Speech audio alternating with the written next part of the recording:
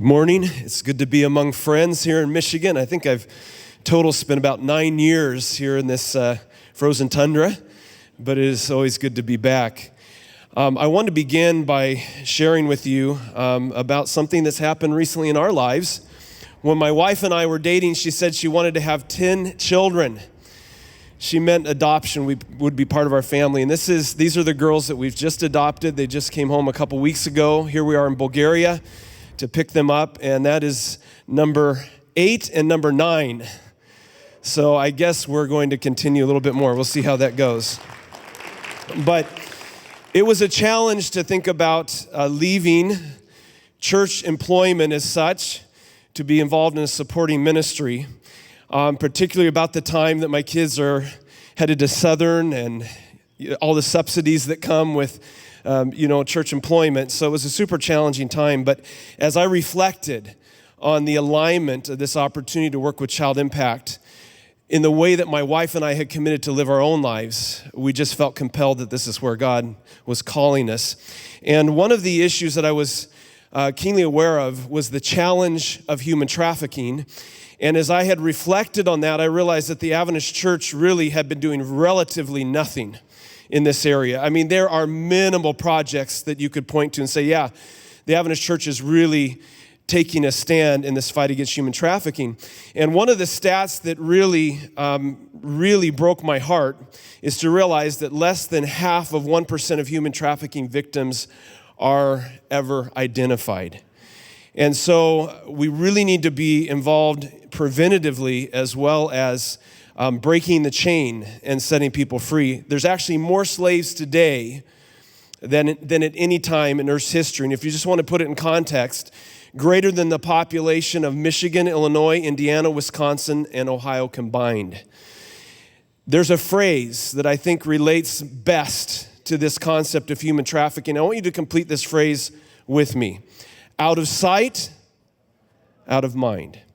And because human trafficking is something that we do not see in front of us every day, it is often out of our minds, and yet these individuals continue to be enslaved. The average price of a slave today is $90. I grew up going to livestock auctions, and I remember the cattle rattle, this auctioneer's chant, now $1 bidder, now $2 bidder, now $3 bidder, now $4. And I was always being careful not to scratch my nose or my ear or my head, so I might buy a pig or something like that. But at that time, the price of a goat was $50. Today at an auction, it's about $200 to buy a goat. And I'm being told here that the average price of a human being is $90. Worth less than an animal. I mean, this just doesn't make sense. How can this even possibly be true? And yet, we as Adventists, as people of the book who believe in prophecies of Daniel and Revelation, you come to this passage in Revelation 18 where it talks about the merchants of the earth, and then there's a whole list of all of these amazing products that the merchants of the earth exchange. And it comes down to the final verse where it says, the merchants of the earth sell the bodies and the souls of men. That is the condition of the world that we live in. Child Impact began in 1966 in Australia as a child sponsorship organization, beginning work mainly in Asia at that time. And yet, as it continued to grow, an opportunity came about 10 years ago as an organization began in the United States called Child Impact with a global view of working in every country of the world. 10 years ago, the focus turned to say, can we do more in this fight against human trafficking? And so exactly 10 years ago, the first project started in India, and 3 projects emerged. And as I arrived about 4 years ago at Child Impact, there were these 3 projects in India. And we began to do a global survey to ask the question, what is the Adventist Church doing to fight human trafficking? And can we create some partnerships? And so we began to do that. And so we launched a project called Operation Child Rescue. Again, when I arrived 4 years ago, 3 projects in one country. India, incidentally, has the highest level of human trafficking of any country in the world. 2 out of every 5 victims are in the country of India. I think it should matter what happens halfway around the world. And I believe when Jesus gave the commission to the disciples in Acts 1:8, it says that every disciple should have a mission to the ends of the earth. And I believe every local church should have a mission to the ends of the earth. Because what happens to God's children halfway around the world should matter to me, should matter to you, and should matter to every local church. So we began this initiative, and today we now have 30 projects fighting human trafficking in 16 countries. Here's a map of some of the places we're working. I just want to touch on a very special verse. Set free those who are held by the chains without any reason. Untie the ropes that hold people as slaves. Set free those who are crushed.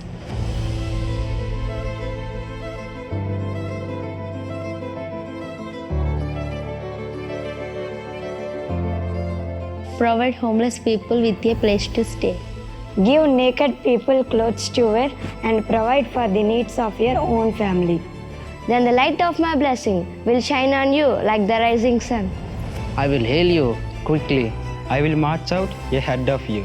And my glory will follow behind you and guard you. So that verse is a powerful verse, the calling that God has for each of our lives. Children from our deaf school, blind school, and orphanage in India were the ones sharing this verse. One of the most exciting things that happened this last year, when children come into this blind school, we want to make sure that they have a proper eye exam. And if possible, that they have a surgery, if it's even possible for them to regain their sight. And one of these girls who only could see light very dimly, she was able to regain 90% of her sight. And it was just incredible to see her. She was taking little flowers, because they throw flowers on your head when you come to visit, taking the yellow flowers out of my wife's hair, saying what color they were, and taking these very little petite flowers out of her hair. It was just incredible, waving at us across campus. A life completely changed. I want to just touch on two projects very quickly. This girl in the orange skirt came up to me after I preached a sermon there in Zambia, and she said, I want to thank Child Impact for changing our lives. And she broke down in tears, and she said, we've had very hard lives. We initially rescued 36 girls into a rented dormitory. Then one of our donors built a dormitory for 100 girls. And as we were filming their story, our videographer was there, and this man approached and solicited the girl for prostitution as he was filming about that very thing happening. So this was happening in real life. This was not a reenactment. He thought it was going to be a reenactment, but it actually happened in real life. This is Mary's story. I want to share this with you, this very brief video. Mary was orphaned at the age of 4. She's now 17 years old and still has no idea what actually happened to her parents. What she does know is that she's been given an opportunity to pursue her education. And she has a sponsor. I'm so excited that our family has been able to sponsor Mary. And she has such big dreams for her life. First of all, she wants to volunteer, take a gap year to do some work here for Child Impact together with Monda. But after that, she wants to pursue her education and become a civil engineer. She wants to go to university. None of these dreams would have been possible for a girl orphaned at 4 years old. So it is so rewarding as a sponsor to meet her, to talk with her, to hear her share about her dreams for the future, and know that all these things are now possible. When these girls are rescued, there is a context that indicates that likely these girls have been trafficked or they're at very high risk of being trafficked. But they actually don't share their story for several months until they've been in a safe place. And when they share their story, they write it out in a letter form. I've heard these stories firsthand from the girls. I've read these stories. I've seen the pain that these girls have been through, the trauma that they've experienced. But I've also seen the healing. I've seen the glow in their faces and in their eyes. as their lives have begun to be restored, as their childhood has begun to be experienced again, as they've been able to pursue their dreams. I know that sponsorship changes lives because I've seen it here firsthand. As a girl, if we don't have safety, there are those men out there who try to rape girls and all those things, which is bad. And here at Riverside, it's very safe. We eat a lot of food, safe food, clean water, clean everything. I'm even gaining weight. I mean, look at my cheeks. Well, for other girls like me, I want them to have more than what I have. I want them to have that safe space. I want them to pursue their dreams. As long as Child Impact is there, everything will be fine for them. I believe so. Just want to say thank you to my sponsor. I love you. Take care of yourself and your family. You really mean a lot in my life. You hold a place in my heart. I'm really thankful. So sponsors helped us build a dormitory to rescue 100 girls. I traveled to see the completed dormitory with one of our board members who said, I want to build a second dormitory. So now we're going to be rescuing 200 girls at this particular location. So praise the Lord for that. I want to touch on the Vizag slum in India. This is a place where prostitution is practiced in broad daylight. At 7 o'clock each evening, women step out onto the front of their homes, their shanties there, and customers walk down, choosing who they will spend their money with and who they will engage in prostitution with. The women are not doing this. There's a word that starts with the letter P that is the driver to human trafficking in developing countries. It's the word poverty. And that's a very challenging circumstance that they face. And as I held this little girl, she didn't want me to let her down. This is her mom.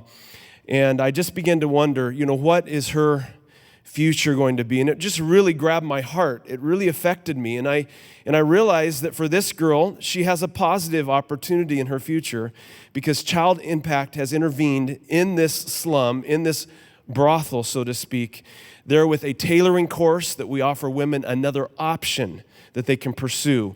We also have a preschool for their children, and then they can go on and have sponsors and go to the nearby Adventist day school.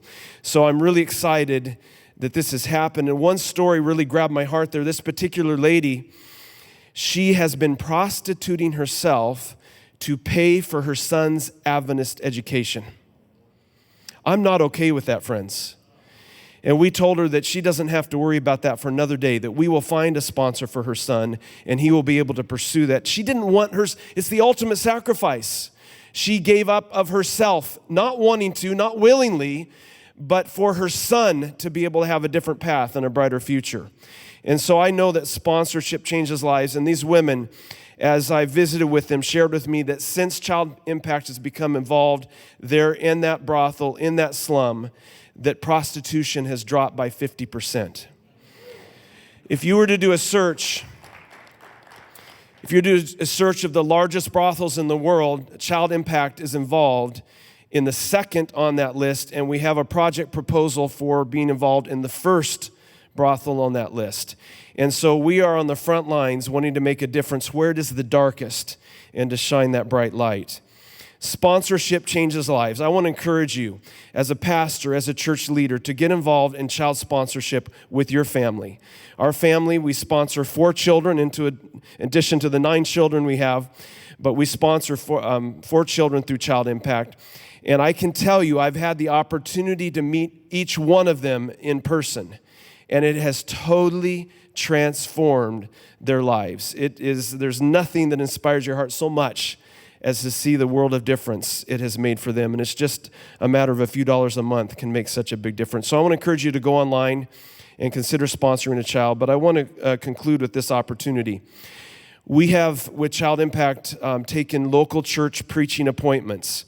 We come at our own expense to be able to share the work that we're doing. I believe that in North America, we need to be involved in breaking the chains of the slavery that is human trafficking.